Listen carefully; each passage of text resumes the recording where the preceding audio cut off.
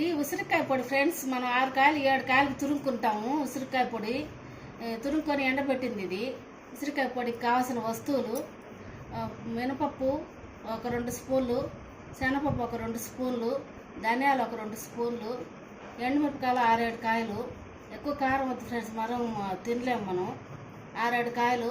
కొంచెంగా ఇదిగో చింతపండు, ఇది ఒక రవ్వ, ఒక స్పూన్ ఉప్పు. ఇవన్నీ కావాల్సిన వస్తువులు ఫ్రెండ్స్. మనం మళ్ళీ వేయించుకుందాం ఇప్పుడు. రండి నా కిచెన్కి. బాణలు వేడెక్కింది ఫ్రెండ్స్. మనం ఒక్కొక్కటిగా వేసుకుంటున్నాం. శనగపప్పు, మినపప్పు అన్నీ వరుసగానే వేసేస్తాం, ముందే వేసేస్తాం, వేయించేసుకోవచ్చు. శనగపప్పు, మినపప్పు, ధనియాలు, మినపప్పు, ధనియాలు 3 రకాలు ఒకేసారి ముందే వేస్తున్నాను ఫ్రెండ్స్.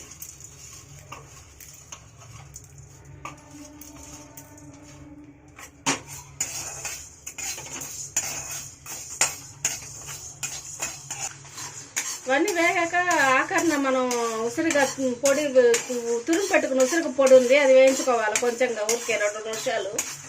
చింతపండు, ఇవి బాగా ఎర్రగా వేగిపోయినాయి. ఇంకా మనం ఉసిరిగా పొడి వేయించుకోవాలి. తురుము పెట్టుకున్న ఉసిరిగా పొడి, ఎండబెట్టి తురుము పెట్టుకున్న ఎండబెట్టిన ఉసిరిగా పొడి. ఇది ఒక 2-3 నిమిషాలు వేగనిస్తే చాలా. ఎక్కువసేపు ఏం బల్లే, మాడిపోక ముందే తీసేయాలి ఫ్రెండ్స్.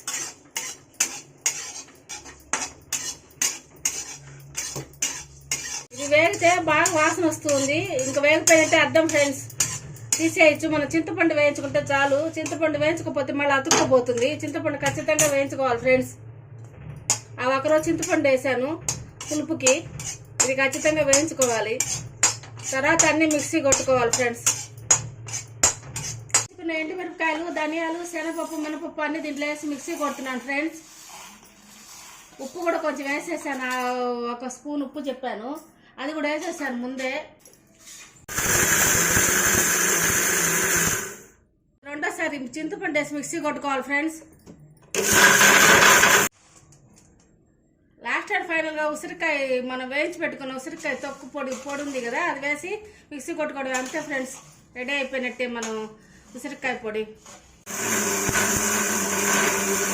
ఉసిరికాయ పొడి ఫ్రెండ్స్ ఇదిగో రెడీ అయిపోయింది. ఇది చాలా అంటే చాలా బాగుంటుంది. దీని టేస్ట్ షుగర్ వాళ్ళకి చాలా మంచిది. పెద్ద ఉసిరికాయలతో చేసిన పొడి ఫ్రెండ్స్. ఇది చాలా అంటే చాలా బాగుంటుంది. అన్నంలోకి దేంట్లోకైనా బాగుంటుంది ఫ్రెండ్స్. ఇది మాంస చిట్కాలు ఫ్రెండ్స్. నా ఛానల్ పేరు. ప్లీజ్ సబ్స్క్రైబ్ మీ, బెల్ కొట్టండి ఫ్రెండ్స్.